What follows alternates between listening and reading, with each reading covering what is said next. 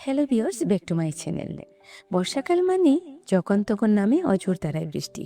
কখনো কখনো তো এই বৃষ্টি টানা কয়েকদিন চলতে থাকে। যখন কয়েকদিন চলতে থাকে তখন কারো কারো কাছে ভালো লাগলেও কারো কারো কাছে কিন্তু বিরক্তির কারণ হয়ে ওঠে। তবে অধিক বৃষ্টিতে যাতে বিরক্তিবোধ না আসে কিংবা বৃষ্টির দিনগুলো আরও বেশি উপভোগ্য হয়ে ওঠে, তার জন্য আজ আমি নিয়ে এসেছি ছোটো পেঁয়াজু বা গুঁড়া পেঁয়াজু রেসিপি। বৃষ্টির দিনগুলোতে এই রেসিপিটি কিন্তু ভীষণ ভালো লাগবে। চলুন তাহলে দেখা যাক কীভাবে বানাবো। তো ছোটো পেঁয়াজু বানানোর জন্য আমি এখানে নিয়েছি 1 কাপ মসুর ডাল বাটা, তার সাথে নিয়েছি বেশ কিছু পেঁয়াজ কুচি, সাথে নিচ্ছি আধা চা চামচ হলুদ গুঁড়ো আর স্বাদ মতো লবণ। এখন সব উপকরণ ডালের সাথে মেখে নেব।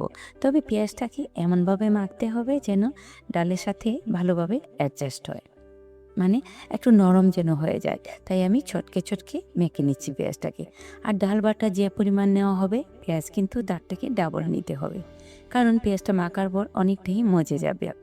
আর পেঁয়াজও মানেই তো পেঁয়াজের পরিমাণটা একটু বেশি থাকতে হবে, তাহলেই খেতে ভালো লাগবে। তো আমি হাত দিয়ে ভালোভাবে ছটকে ছটকে পেঁয়াজটাকে ডালের সাথে মেখে নিচ্ছি। যখন পেঁয়াজটা একটু নরম হয়ে গেছে তখন আমি দিয়ে দিচ্ছি 3 টেবিল চামচ পরিমাণ মতো কাঁচামরিচ কুচি। পেঁয়াজুতে একটু ঝাল ঝাল না হলে ভালো লাগবে না। আমি এখানে কিন্তু গুঁড়ো মরিচ দেবো না, কাঁচামরিচ দিয়ে পেঁয়াজুটা বানাবো। আর প্রথমে আমি কাঁচামরিচটা দিইনি, কারণ জালটা আমার হাতে লেগে যাবে, তাই লাস্টের দিকে কাঁচামরিচটা দিলাম। কাঁচামরিচটা দিয়ে আরও কিছুক্ষণ সময় ভালো করে মেখে নিলাম। বেশ মাখা হয়ে গেল। এখন চলে যাচ্ছি এগুলোকে ভাজার জন্য চুলায় একটা প্যান বসিয়ে দিয়ে দিলাম পর্যাপ্ত পরিমাণ তেল। তেলটাকে হালকা গরম করে নিয়েছি। এখন এর মাঝে ছোটো ছোটো করে পেঁয়াজগুলো ছেড়ে দিচ্ছি। একসাথে যতটা জায়গা হয় ততটা আমি দিয়ে নেব। নিচের দিকটা একটু শক্ত হয়ে যাওয়ার পর উল্টে দিলাম।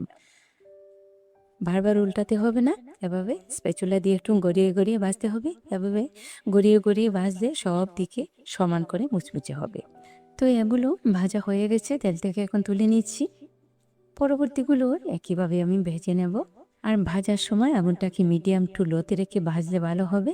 এতে করে ভেতরে ডালের কাঁচা গন্ধটা থাকবে না, বাহিরেও খুবই মুচমুচে হবে।